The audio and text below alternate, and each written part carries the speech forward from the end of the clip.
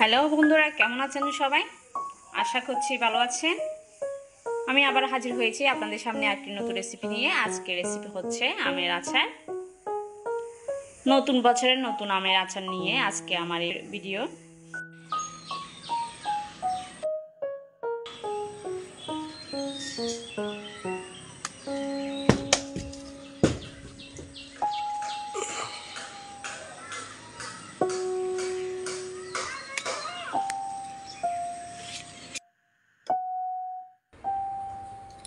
আমের আচার বানানোর জন্য আমাদের নিজেদের গাছের আম সংগ্রহ করে এনেছি।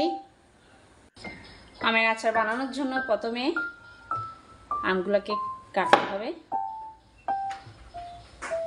আমি একটি চাকুর সাহায্যে আমগুলোকে কেটে দিচ্ছি। আমের ভিতরে যে বীজটা আছে সেটা ফেলে দিচ্ছি। আমের মধ্যে কিন্তু অনেক কষ থাকে, সেজন্য আমি কাটার সাথে সাথে পানিতে দিয়ে দিচ্ছি।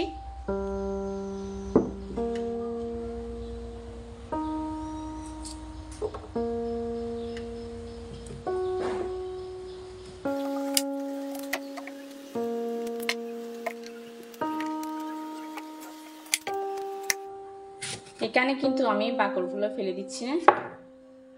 বাকলগুলো সহ থাকলে আমের আচার খেতে ভালো লাগে, সে কারণে আমি এখানে বাকল ফেলে দিচ্ছি না। আপনারা যদি কেউ চান বাকল ফেলে দিতে, তাহলে ফেলে দিতে পারবেন।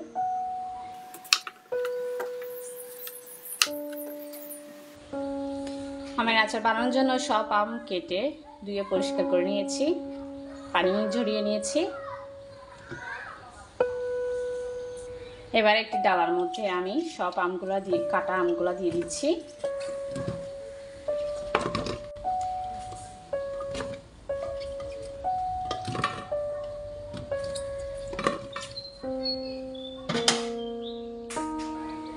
এর পর্যায়ে দিয়ে দিচ্ছি এখানে লবণ 1 চা চামচ, হলুদের গুঁড়া, লবণ আর হলুদের গুঁড়া দিয়ে ভালোভাবে আমের সাথে মিশিয়ে নিচ্ছি।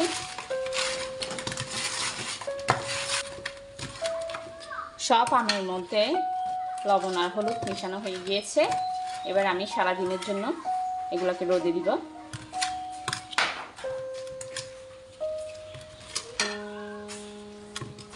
আচার যত রোদে দিতে পারবেন তত ভালো। এখন আমি সারাদিনের জন্য এগুলো রোদে দিয়ে দিচ্ছি শুকানোর জন্য।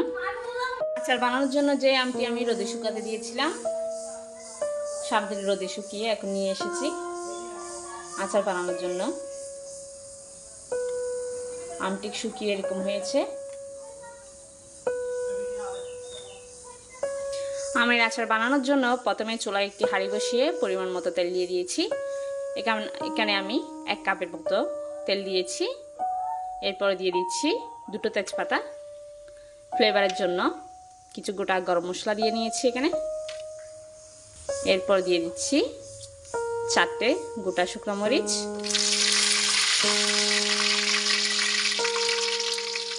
এবার শুকনো মরিচগুলোকে একটু ভেজে দিচ্ছি।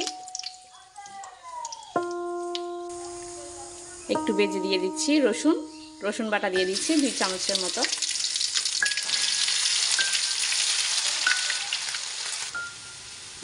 এক চামচ আদা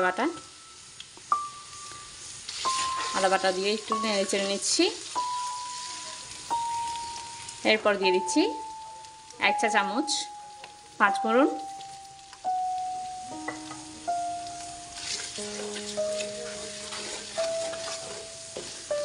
পাঁচফোড়ন দিয়ে আর একটু ভেজে নিচ্ছি। এই পর্যায়ে দিয়ে দিচ্ছি যে আম আমি শুকিয়ে রেখেছিলাম সেটি দিয়ে দিচ্ছি। আমগুলোকে দিয়ে এবার নেড়ে চেড়ে একটু কষিয়ে নিচ্ছি। 1 মিনিট নেড়ে চেড়ে কষানোর পরে দিয়ে দিচ্ছি সরিষা বাটা। সরিষা বাটা আপনারা পছন্দ অনুযায়ী দিতে পারবেন, কম বেশি। আমি এখানে একটু বাড়িয়ে দিয়েছি। আমি এখানে কিন্তু কালো সরিষাটা নিয়েছি, আপনারা চাইলে সাদাটাও নিতে পারবেন। সরিষা বাটা দিয়ে আবারও একটু ভালোভাবে নেড়ে ছেড়ে নিচ্ছি।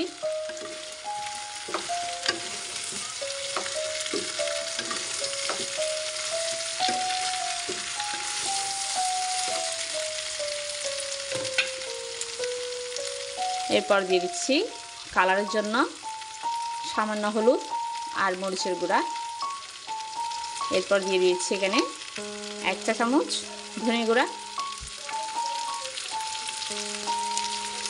এই মশলাটি আমি কিন্তু কালারের জন্য দিয়েছি, আপনারা না চাইলে স্কিপ করতে পারবেন।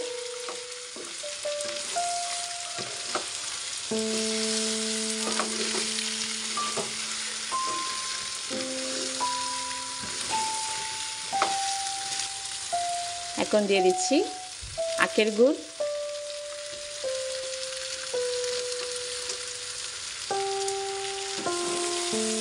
গুড় দিয়ে আমি আবারও ভালোভাবে নেড়ে ছেড়ে নিচ্ছি।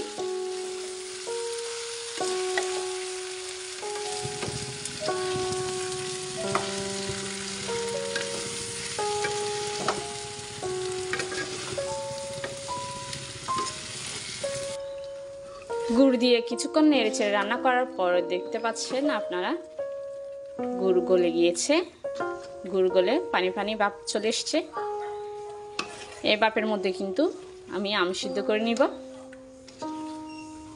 আমের আচার বানানোর সময় কিন্তু কোনো রকমের পানি দেওয়া যাবে না। পানি দিলে কিন্তু আপনারা আম বেশি দিন পর্যন্ত রাখতে পারবেন না, নষ্ট হয়ে যাওয়ার সম্ভাবনা থাকে। আচারের মধ্যে কিন্তু কোনো রকমের পানি ইউজ করা যাবে না।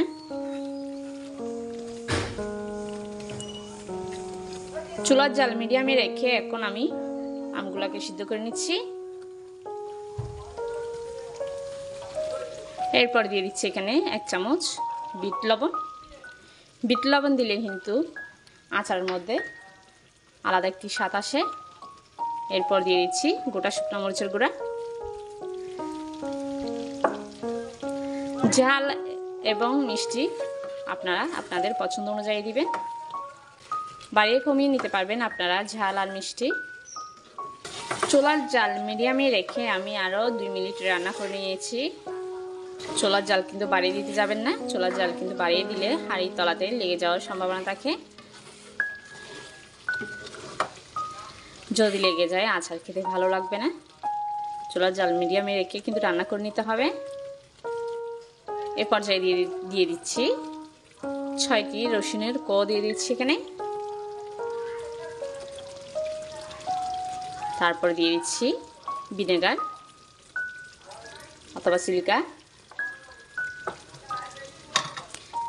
রসুন আর সিলিকা দিয়ে আমি ভালোভাবে নেড়ে ছেড়ে নিচ্ছি। আচারের মধ্যে আস্ত রসুন দিলে কিন্তু খেতে ভালো লাগে, সেজন্য আস্ত রসুন দেওয়া। ভিনেগার দিলে আপনারা আচারটি অনেক দিন ধরে সংরক্ষণ করে রাখতে পারবেন। আমার ভিডিওটি যদি আপনাদের কাছে ভালো লেগে থাকে তাহলে চ্যানেলটিকে সাবস্ক্রাইব করে দিবেন।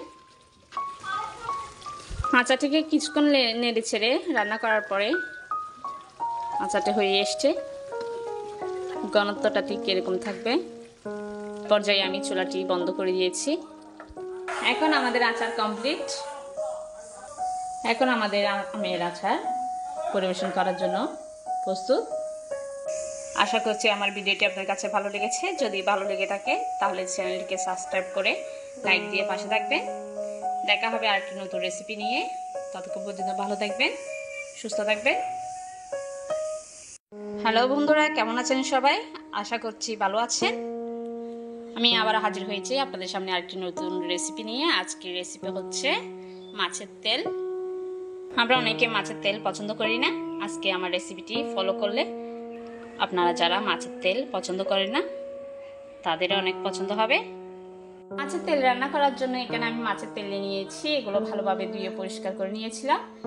এখানে ভিতরে যে তিতটা থাকে ওটা বের করে নিয়েছি। পিঠটা যদি থেকে যায় তাহলে এই মাছের তেল খেতে তিতো লাগবে। আর এই বেলুনগুলোকে আমি ফাটিয়ে দিচ্ছি, না হলে রান্না করার সময় এগুলা ফেটে মুখের মধ্যে পড়ার সম্ভাবনা থাকে। আপনারা হয়তো দেখে বুঝতে পারতেছেন এগুলো কিন্তু আমি খাটি নাই, শুধুমাত্র ময়লাগুলো বের করে ফেলছি। ময়লাগুলো বের করে ভালোভাবে ধুয়ে পরিষ্কার করে নিয়েছি। মাছের তেল রান্না করার জন্য যেসব মশলার প্রয়োজন এখানে এই মশলাগুলো নিয়ে নিয়েছি। সামান্য আদা আমি তেঁতুল করে নিয়েছি, 2টা রসুনের কোয়া নিয়ে নিয়েছি কুচি করে, একটা বড় সাইজের পেঁয়াজ নিয়ে নিয়েছি কুচি করে। এখানে নিয়ে নিয়েছি 1 চা চামচ হলুদের গুঁড়া, 1 চা চামচ ধনে গুঁড়া, 2 চা চামচ মরিচের গুঁড়া, 1 চামচ লবণ আপনারা স্বাদ অনুযায়ী দিতে পারবেন। নিয়ে নিয়েছি 4টে কাঁচামরিচ কুচি করে, ধনে পাতা কুচি করে নিয়েছি, কিছু গোটা গরম মশলা নিয়ে নিয়েছি, টমেটো একটা কুচি করে নিয়েছি, আর বেগুন নিয়ে নিয়েছি কুচি করে। আপনারা বেগুন চাইলে দিতে পারবেন, আর মন চাইলে বাদ করতে পারবেন। মাছের তেলে রান্না করার জন্য প্রথমেই চুলায় একটি হাঁড়ি বসিয়ে পরিমাণ মতো তেল দিয়ে নিয়েছি। এখন মাছের তেলের জন্য 2টো তেজপাতা আর গোটা গরম মশলা এগুলো নিয়েছি, এগুলো দিয়ে দিচ্ছি।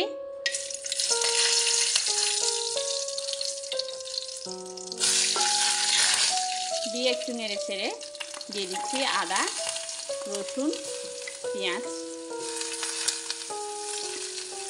আদা রসুন পেঁয়াজ দিয়ে আমি এবার একটু ভেজে নিব, যেন পেঁয়াজ আর রসুনের কাঁচা গন্ধটা যেন চলে যায়, সে কারণে একটু ভেজে নিচ্ছি।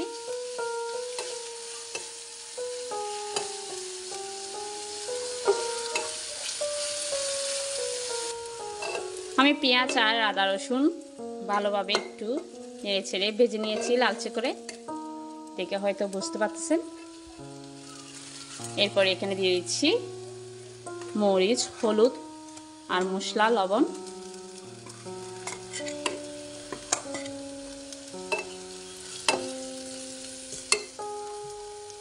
এবার অল্প অল্প জল দিয়ে আমি সব মশলা কষিয়ে নিচ্ছি।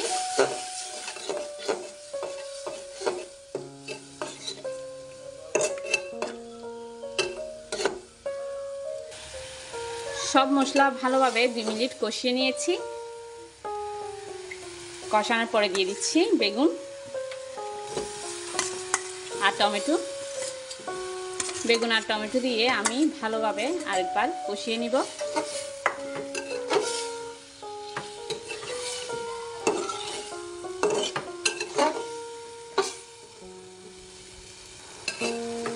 বেগুন দিয়ে আরো ভালোভাবে কষিয়ে নিয়েছি, 2 মিনিট কষিয়েছি। এবার দিয়ে দিচ্ছি যেসব মাছের তেল আমি রেখেছিলাম সেটি দিয়ে দিচ্ছি।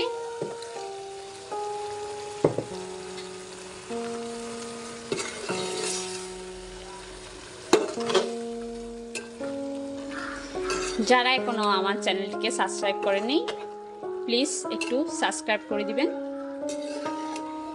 মাছের তেল দিয়ে আমি ভালোভাবে নেড়েচেড়ে রান্না করে নিচ্ছি।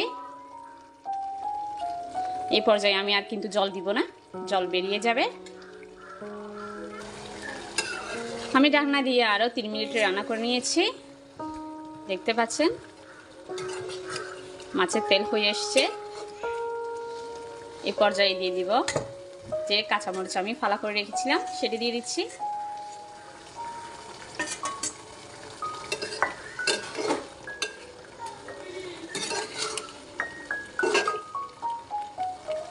এবার আরো 2 মিনিট রান্না করে নিব।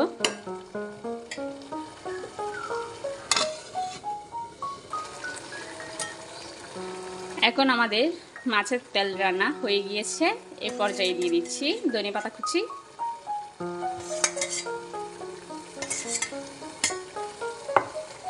ধনেপাতা কুচি দিয়ে একটু নেড়ে ছেড়ে নামিয়ে নিব। নামানোর আগে অবশ্যই লবণটা চেক করে নেবেন। এখন আমাদের মাছের তেল রান্না হয়ে গিয়েছে, পরিবেশন করার জন্য প্রস্তুত। আশা করছি আমার ভিডিওটি আপনাদের কাছে ভালো লেগেছে। যদি ভালো লেগে থাকে চ্যানেলটিকে সাবস্ক্রাইব করে লাইক দিয়ে পাশে থাকবেন। দেখা হবে আরেকটি নতুন রেসিপি নিয়ে। ততক্ষণ পর্যন্ত ভালো থাকবেন, সুস্থ থাকবেন। বাহ, কত স্বাদ! হ্যালো গাইস, আপনারা কেমন আছেন?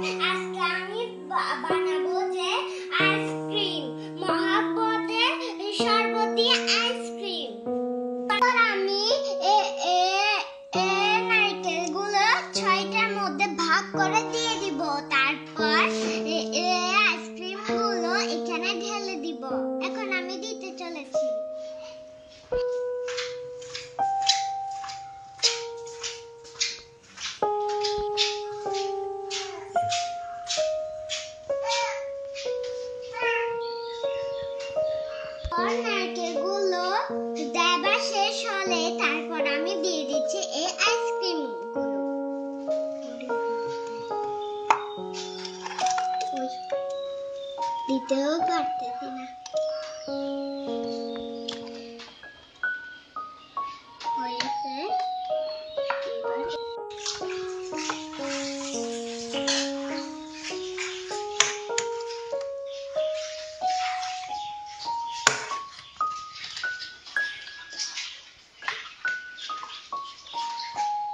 এখন আমার পুরোপুরি এগুলো দেওয়া শেষ হয়েছে। এবার আমার হাতে যেটা দেখতে পাচ্ছেন এটা হলো আইসক্রিমের কাঠি। এবার আমি আইসক্রিমের কাঠিগুলো দিয়ে ফেলতেছি। আপনারা তো দেখতেছেন।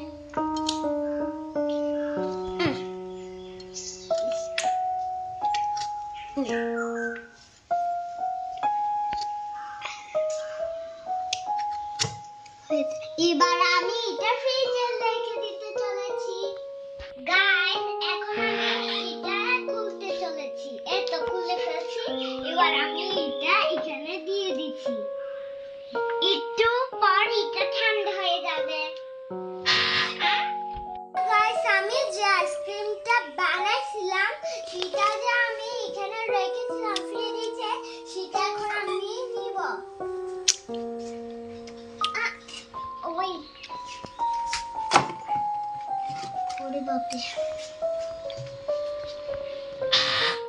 হ্যালো গাইস, অবশ্যই এটা হয়ে গেছে কিন্তু এটা খুলছে না। হ্যালো গাইস, এবার আমার আইসক্রিমটা রেডি। আপনারা চাইলে মাকে বলতে পারবেন আমাকে আইসক্রিমটা বানানোর জন্য। এই দেখেন, বাহ কত স্বাদ! আমার তো বিশ্বাস হচ্ছে না আমি যে এই আইসক্রিমটা ঘরে খাচ্ছি। এতদিন তো আমি বাইরের আইসক্রিম খেতাম, এতদিন তো আমি একবার এখানে খাচ্ছি। হ্যালো বন্ধুরা, কেমন আছেন? আশা করছি ভালো আছেন। আমি আবার হাজির হয়েছি আপনাদের সামনে আরেকটি নতুন রেসিপি নিয়ে। আজকের রেসিপি হচ্ছে বেলিম্বের আচার। এই বেলিম্ব ফলটি আমরা বাজারে পেয়ে থাকি, এগুলো আমাদের গাছের। ভিডিওটি পুরোই দেখার জন্য অনুরোধ রইল।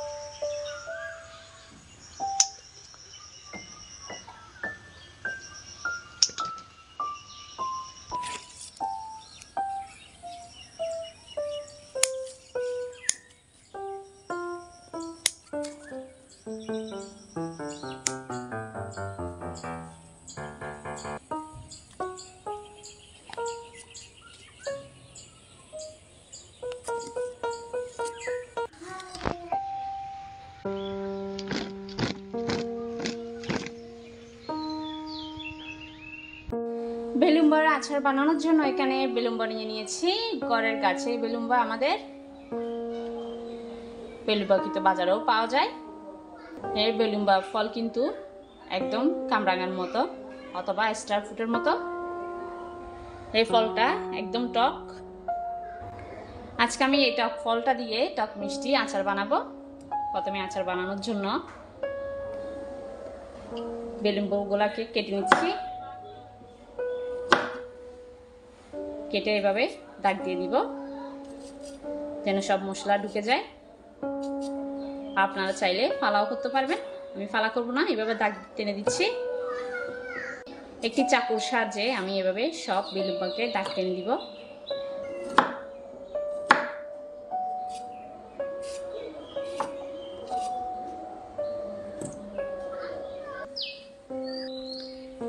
বেলুম্বাগুলাকে কাটার পরে ধুয়ে নিচ্ছি ভালো করে। ভালোভাবে দিয়ে পরিষ্কার করে নিচ্ছি। আপনারা দেখতে পাচ্ছেন, দেখতে অনেক সুন্দর লাগতেছে এই ফলটি। বেলুম্বগুলা ধোয়া হয়ে গিয়েছে। বেলুম্বর আচার বানানোর জন্য প্রথমে চুলায় একটি হাঁড়ি বসিয়ে পরিমাণ মতো তেল দিয়ে নিয়েছি। এখানে কিন্তু আমি সরিষার তেল ইউজ করেছি। আচারে কিন্তু সরিষার তেল দিতে হয়। এরপর দিয়ে দিচ্ছি 2 তেজপাতা আর 4টে শুকনো মরিচ। গোটা শুকনো মরিচ দিয়েছি আমি এখানে। তারপর দিয়ে দিচ্ছি কিছু গোটা গরম মশলা ফ্লেভারের জন্য। এখানে একটু নেড়ে চেড়ে নিচ্ছি। আচারের মধ্যে কিন্তু তেল বেশি করে দিতে হয়। এরপর দিয়ে দিচ্ছি রসুন দিয়ে একটু ভালো করে নেড়ে চেড়ে নিচ্ছি। তারপর দিয়ে দিচ্ছি আদা আমি এখানে 1 চামচ দিয়েছি, রসুন 3 চামচ। আদা রসুন একটু ভেজে নিয়ে দিয়ে দিচ্ছি 5 ফোড়ন। 5 ফোড়ন দিয়ে আবার একটু নেড়ে নিচ্ছি। 1 মিনিট নেড়ে ছেড়ে একটু ভেজে নিচ্ছি।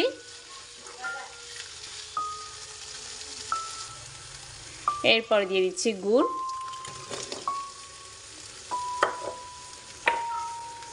যেহেতু বেলুন আচার একটু টক হবে, ঝাল হবে, মিষ্টি হবে, আপনারা মিষ্টিটা একটু জেনে বুঝে দিবেন। যদি কেউ মিষ্টি খেতে পছন্দ করেন তাহলে মিষ্টি বাড়াই দিবেন, যদি কেউ ঝাল খেতে পছন্দ করেন তাহলে ঝাল বাড়াই দিবেন। আমি তেলের মধ্যে গুড় দিয়ে ভালোভাবে মিশিয়ে নিয়েছি। এরপর দিয়ে দিচ্ছি এখানে যে বেলুনগুলো আমি ধুয়ে রেখেছিলাম সেটি দিয়ে দিচ্ছি।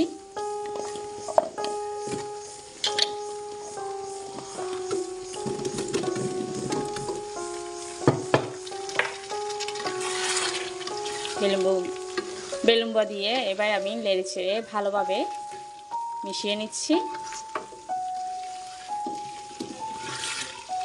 বেলুনবার মধ্যে কিন্তু কোনো রকমের জল দেওয়া যাবে না। আচারের মধ্যে জল দিলে কিন্তু যে কোনো আচার নষ্ট হয়ে যায়।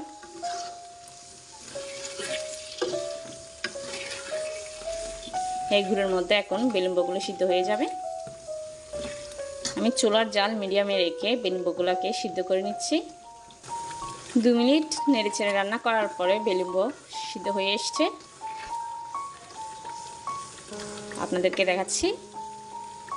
দেখতে পাচ্ছেন কালারটি কিন্তু চেঞ্জ হয়ে গেছে।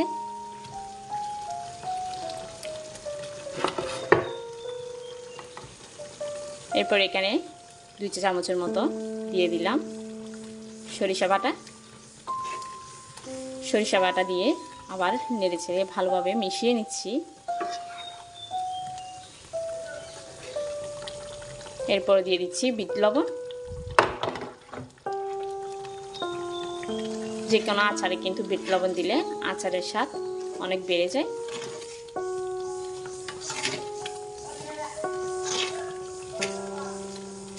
সে কারণে এখানে বিট লবণ দিয়ে দিয়েছি। আপনাদের যদি কারো বিট লবণ যদি পছন্দ না হয় তাহলে স্কিপ করতে পারবেন। আচারের স্বাদ আরও বৃদ্ধি করার জন্য আমি এখানে 6 কোয়া রসুন দিয়ে দিচ্ছি।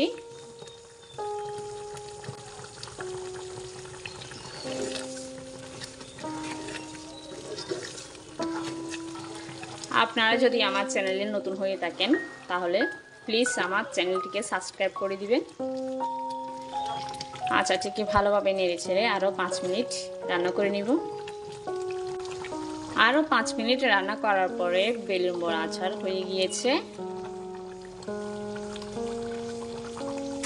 দেখতে পাচ্ছেন কত রসালো হয়েছে, রসা বেলুন বড়া আস্ত আছে।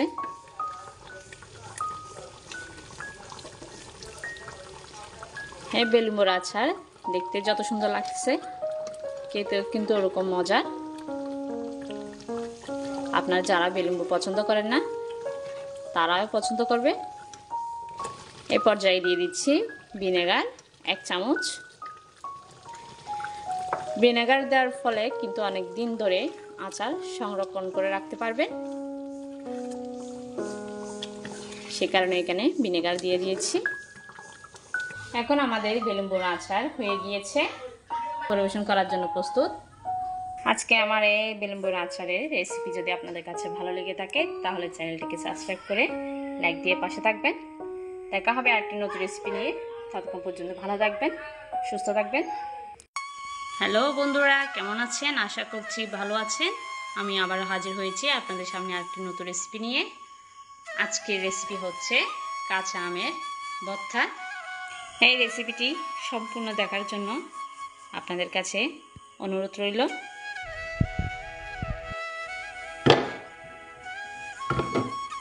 কাঁচা আমের চাটনি বানানোর জন্য, চাটনি বলেন ভর্তা বলেন, বানানোর জন্য কাঁচা আম নিয়ে নিয়েছি 3টা। এগুলো আমাদের গাছে, আপনারা চাইলে বাড়িয়ে কমিয়ে নিতে পারবেন। আমি 3টা নিয়ে নিয়েছি। এখানে কিছু পানি দিয়ে দিচ্ছি।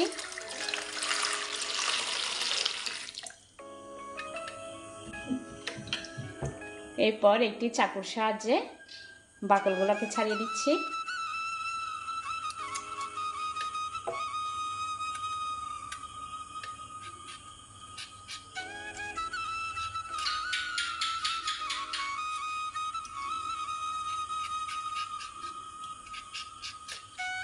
কাঁচা আমি কিন্তু অনেক কষ্ট থাকে, সেজন্য পানিতে ভিজাই করতেছি। এখন সব আমগুলোকে আমি বাকল ছাড়িয়ে রেখেছি, ধুয়ে পরিষ্কার করে নিয়েছি। এরপরে একটি বাটি নিয়ে নিয়েছি। বাটির মধ্যে এবার সব আমগুলোকে আমি গ্রেড করে নিব। গ্রেটার দিয়ে, আমি কিন্তু বড়টা দিয়ে করতেছি না, ছোটোটা দিয়ে করব।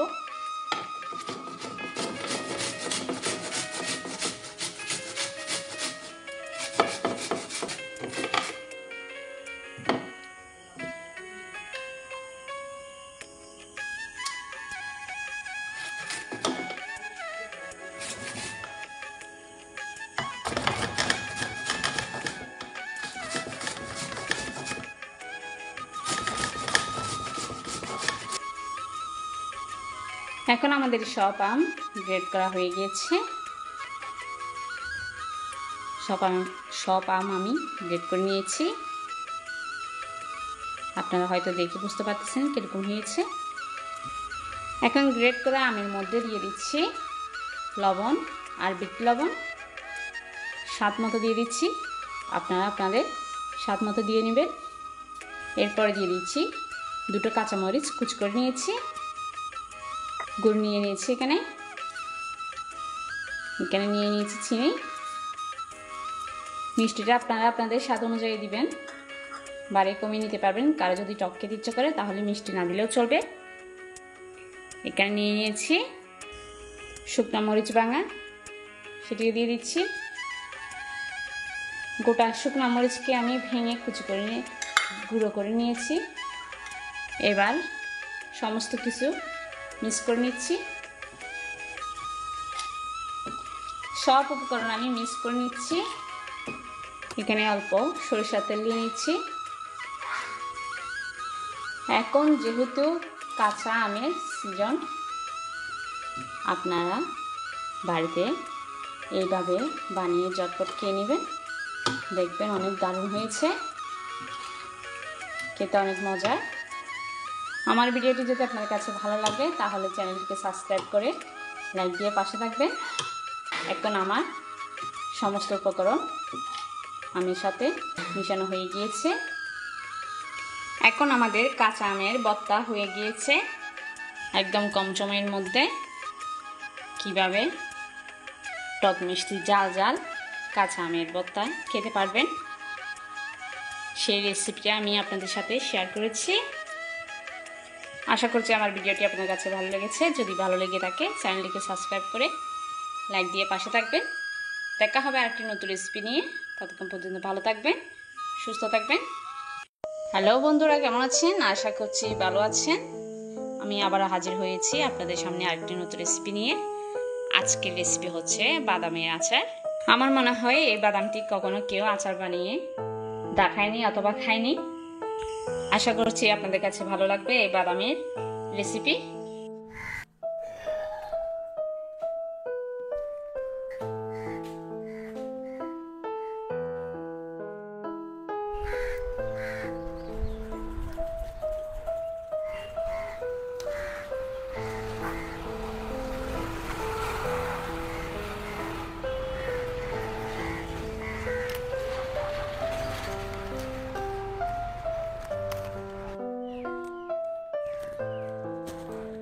হ্যাঁ,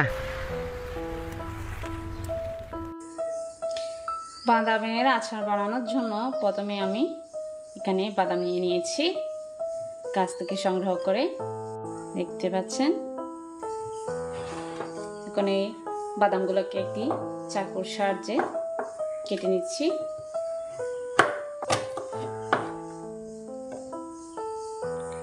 বাদামের আচার বানানোর জন্য বাদামগুলোকে 2 মাথা দিয়ে কেটে ধুয়ে পরিষ্কার করে নিয়েছি।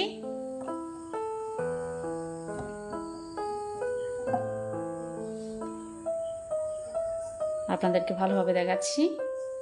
এবার একটি হাঁড়িতে দিয়ে দিচ্ছি। আমি এই বাদামগুলোকে সিদ্ধ করে নিব। সিদ্ধ করার জন্য একটি হাঁড়িতে দিলাম। এরপর এখানে দিয়ে দিচ্ছি হলুদ আর লবণ, যাতে কষে বাদামগুলো কালচে হয়ে না যায়, সেই কারণে হলুদ আর লবণ দেওয়া। এরপর দিয়ে দিচ্ছি পানি।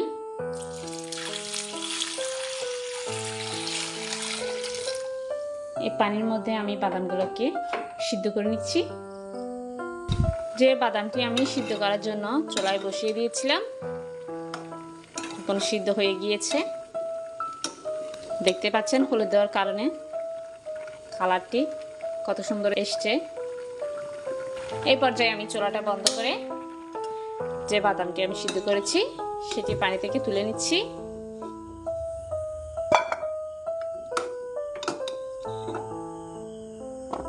বাদামের আচার বানানোর জন্য প্রথমে সরিষার তেল দিয়ে দিয়েছি। এরপর কিছু গোটা গরম মশলা আর তেজপাতা দিয়েছি একটা। এরপর দিয়ে দিচ্ছি 4টে গোটা শুকনো মরিচ। এখানে কিছু রসুন আমি তেঁতুল করে নিয়েছি। আপনারা চাইলে রসুন বাড়িয়ে কমিয়ে নিতে পারবেন। রসুনটাও দিয়ে দিলাম। রসুনটা দিয়ে একটু ভেজে নিচ্ছি। এরপর দিয়ে দিচ্ছি 1 চামচ আদা। আদাটাও দিয়ে একটু ভেজে নিচ্ছি। আদা রসুন ভাজার পরে এবার যে বাদামটি আমি সিদ্ধ করে রেখেছিলাম সেটি দিয়ে দিচ্ছি। বাদামটি দিয়ে একটু নেড়ে ছেড়ে নেব।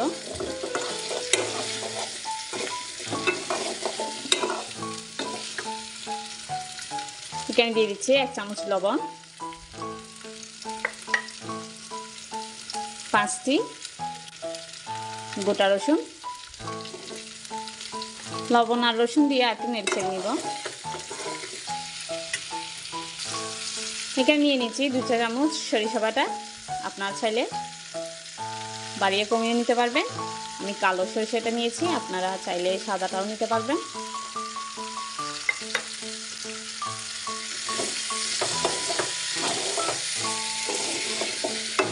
সরিষা দিয়ে আবার নেড়ে ছেড়ে নিব।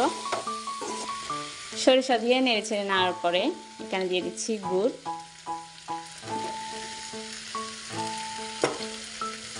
গুড় দিয়ে আমি নেড়ে নিব। এখানে কিন্তু কোনো রকমের জল দেওয়া যাবে না। গুড়টা যখন গলে যাবে তখন এমনিতে ভিজা ভিজা পানি পানি পাত চলে আসবে।